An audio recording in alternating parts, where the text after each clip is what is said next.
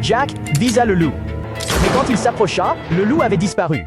Tout ce qui restait au sol, c'était une main, rongée jusqu'à l'os. Jack avait la chair de poule, mais il n'osa pas rester. Il suivit les traces du loup et vit des marques étranges gravées dans le tronc d'un arbre. Il continua à s'enfoncer dans la forêt jusqu'à tomber sur le corps d'une femme appuyée contre un grand arbre. Il se figea, puis il vit d'autres corps dispersés dans les bois, des femmes tuées et laissées dans un désordre. Grâce à des années d'expérience, Jack comprit immédiatement que ce n'était pas l'œuvre d'animaux. Il n'osa pas dire la vérité à sa femme. Il rentra chez lui en silence, prit des pièges et monta une embuscade à proximité, vérifiant avec sa femme par talkie-walkie. Pendant ce temps, sa femme et sa fille étaient au bord de la rivière, lavant des vêtements. Soudain, la fille remarqua que leur petit chien avait disparu. Elle appela, puis se retourna pour voir le loup terrifiant sortir lentement des arbres. La mère et la fille crièrent de terreur, mais le loup finit par s'enfuir. Ils retrouvèrent plus tard leur chien, déjà mort de l'attaque du loup.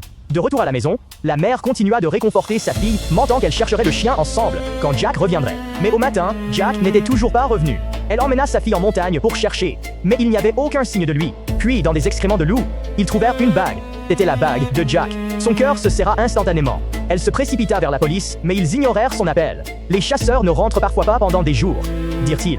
Les signaux radio échouent souvent en montagne. Déçue, elles n'eurent pas d'autre choix que de partir. Cette nuit-là, sa fille la réveilla soudainement. Elle pensait avoir entendu un faible cri à proximité. La mère prit une lampe de poche et courut dehors, appelant le nom de Jack, cherchant frénétiquement. Puis, alors que la lumière balayait les buissons, elle vit une main s'étendre faiblement, suppliant de l'aide.